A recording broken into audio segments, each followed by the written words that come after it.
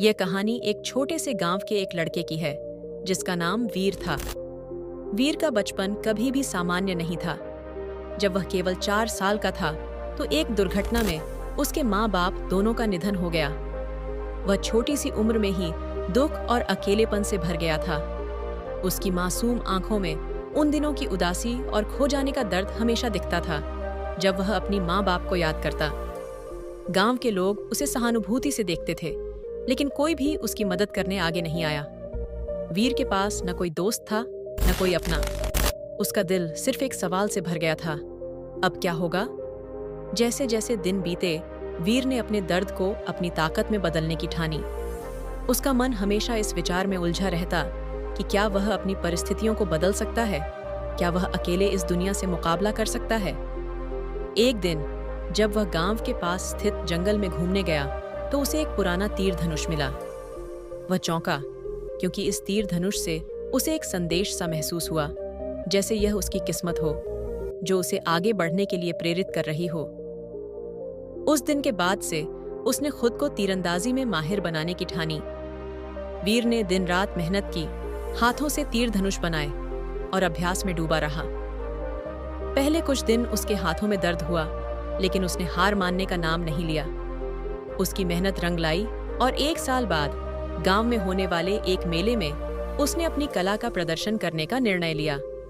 मेला पूरे गांव के लिए खास था और सभी वहां अपनी कला और हुनर दिखाने आए थे। वीर ने तीरंदाजी का प्रदर्शन किया और कुछ ही क्षणों में गांव के लोगों को मंत्रमुग्ध कर दिया। उसकी तीरें इतने सटीक निशाने पर लगीं कि लोग देखकर हैरान रह गए। किसी ने भी नहीं सोचा था कि यह लड़का जो कभी अकेला था अब इतना महान कार्य कर दिखाएगा। वीर की मेहनत को देखकर एक व्यापारी ने उसे पास बुलाया और कहा, तुम्हारे अंदर कुछ खास है वीर। तुमने अकेले रहकर जिस हिम्मत से जीवन को समझा है वह बहुत बड़ी बात है। मैं तुम्हें अपने साथ काम करने का प्रस्ताव देता हूँ।